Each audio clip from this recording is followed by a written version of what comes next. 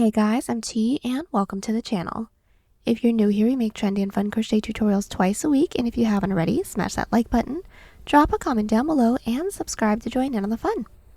For today's tutorial, we're taking a trip to yesteryear and making a skirt that's more midi than mini, which is a first for the channel, but certainly won't be the least, as they're just about the comfiest thing to wear.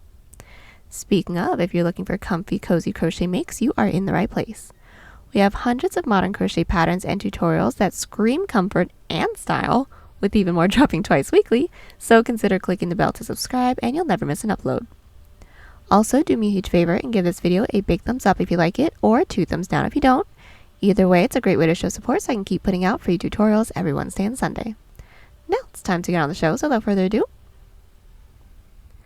For this project, any category 4 yarn will work, but I used a total of 680 grams of yarn, and that's 1,190 yards if you're stateside. As for tools, a 5 and 6 millimeter hook, scissors, stitch markers, and a tape measure. There is a written pattern down below. Use offer code TCDDIY for a discount off any $9.99 plus order, and enter this week's pattern giveaway by telling us if money was no object, what would you collect? For me, easily, that would be perfume. Love me some smell goods and decorative bottles. Details for the giveaway down below. We're using 2 stitches for this project, and they'll be as follows. Chain, slip stitch, and single crochet. This tutorial is made for a size small, but you can adjust for your size and explain how to in the video, so let's get started. Getting this skirt started, we're all going to grab our category 4 yarn and make a slip knot. Then we're all going to grab our 5 millimeter hook and start off by making a chain the height that we'd like for the waistband to be. I'd like for mine to be roughly 4 inches or 10 centimeters, so I'm going to start by making a chain 15. Now I already have mine completed, so I'm just going to be doing a small sample size with you. Now that we have our chain, we're all going to block off that last chain and do a chain 1. That chain 1 doesn't count as a stitch, that's our turning chain. Then starting with the second chain from our hook or into that chain that we blocked off, insert with a slip stitch. Bring your hook down into that second chain, insert when we have these 2 loops on our hook, yarn over, and gently pull through both loops on our hook. Again, into that next chain, insert, yarn over, and gently pull through both. Continue with 1 slip stitch into every chain, remembering not to tug too tightly, otherwise the following row will be too tight to work into. Our row 1 is now complete. Now for the rest of the waistband, it will be back loop slip stitch rows. So chain 1, flip our work. That chain 1 is our turning chain. Into that last stitch from our previous row's back loop, insert with another slip stitch.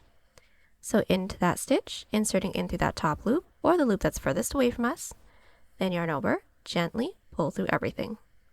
Once more, into that next stitch's back loop, insert, pull through everything. Continue with 1 back loop slip stitch into every stitch. At the end of the row, chain 1, flip our work, and put 1 back loop slip stitch into every stitch again. Continue on with our back loop slip stitch rows with no increases and no decreases until we have a portion that can stretch, because remember it will have a decent amount of stretch to it around the widest part of our hips. Then I'll meet you back when we have this completed to seam it together. I am back with the width of my waistband. I have a total of 110 rows. My width is roughly 2.5 inches or 53 centimeters unstretched. Now from here we're going to seam it together. So fold your waistband in half and insert your hook into the corner stitch of both the front and the back panel. We are now going to do an outside loop slip stitch seam to make it look like another slip stitch row. So yarn over and pull through everything. Finding that first stitch into the front panel, insert in through that front loop only. Then the next stitch into the back panel, insert in through that back loop only. When we have these 3 loops on our hook, gently yarn over and pull through all 3.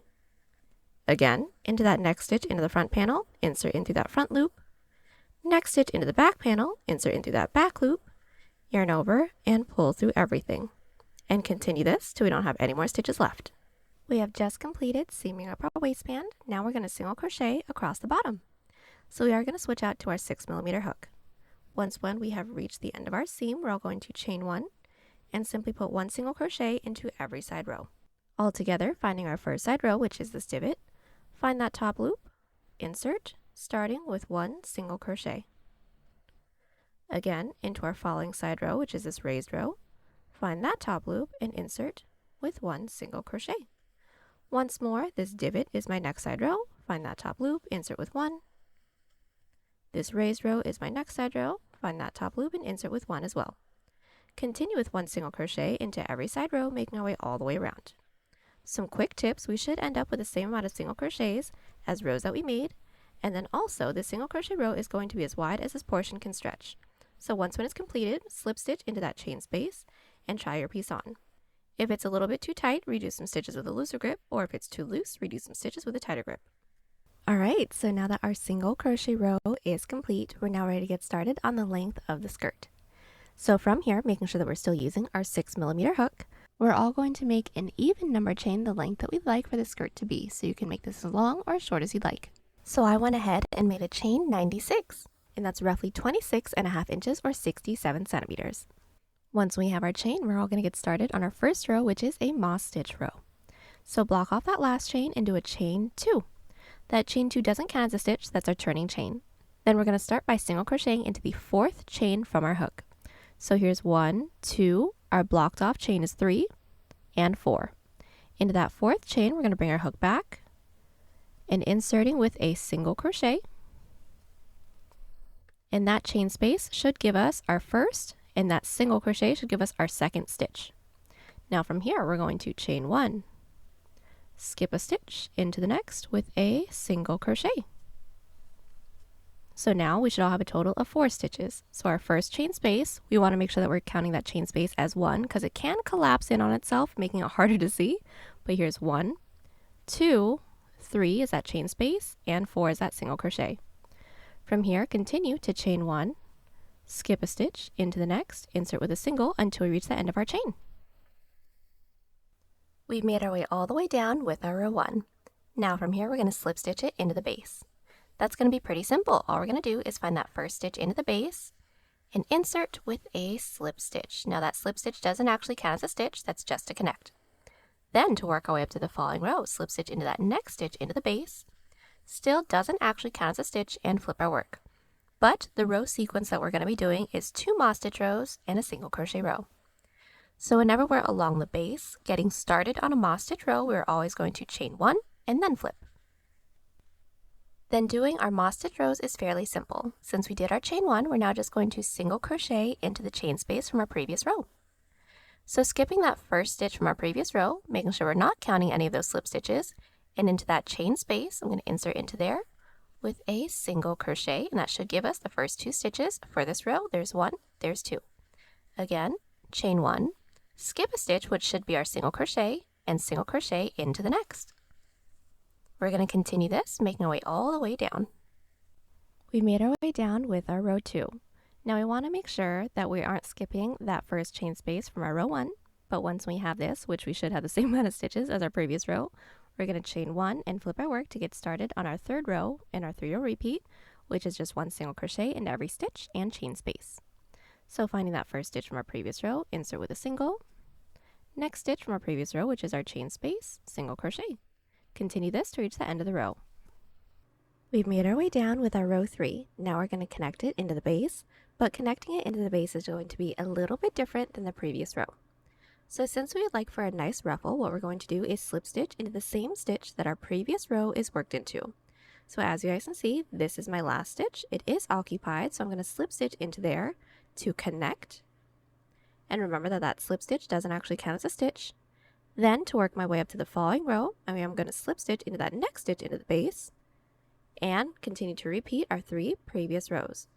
But as a really quick tip, since it is a 3-row repeat, sometimes our first moss stitch row is going to end along the outer edge like how our first row did, or it's going to end along the base like how this one is. I'm just going to do the following 3 rows together just to make sure we all know how to start every row. So like I said, our following row is a moss stitch row. Whenever we're along the base, getting started on a moss stitch row, we're going to chain 1, flip our work, skip that first stitch from our previous row, making sure we're not counting any of those slip stitches, and single crochet into the next. Again, chain 1, skip a stitch, then single crochet, and continue this to reach the end of the row. And so far, we should have the same amount of stitches as chains that we made. We are back, and our first 4 rows are complete. Now, this is our first row in our 3-row repeat, so our second row that we're about to do is going to be our moss stitch row. So whenever we're along the outer edge getting started on a moss stitch row, we're always going to chain 2. That first chain is going to count as a turning chain. That second chain is going to count as a chain for our following row and flip our work. And what we're going to do is skip that first stitch from our previous row and into the next, which should be our chain space, insert with a single crochet. And so far that should give us 2 stitches for this row, which should be our first chain space and our single crochet.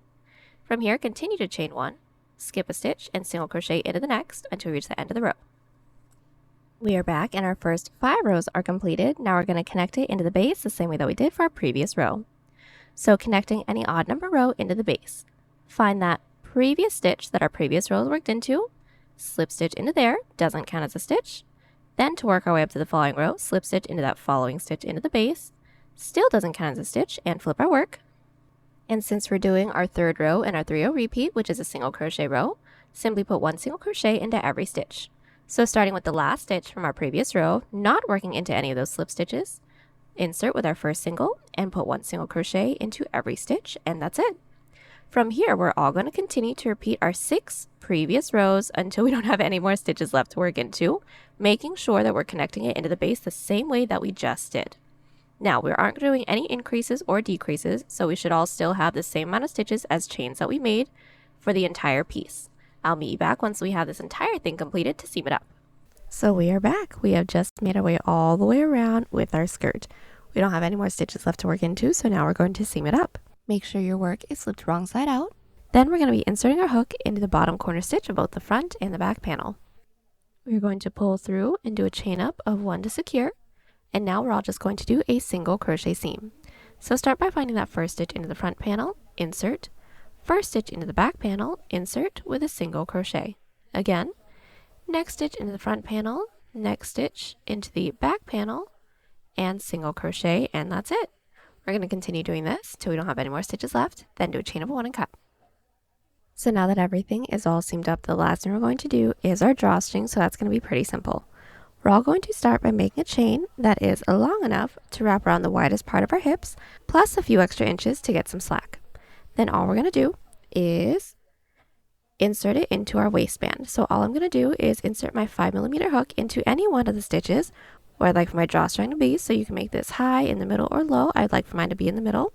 So I'm just going to insert my hook in through one of our middle stitches and just go underneath a couple of rows. Then I'm going to insert my tail end of my chain onto my hook.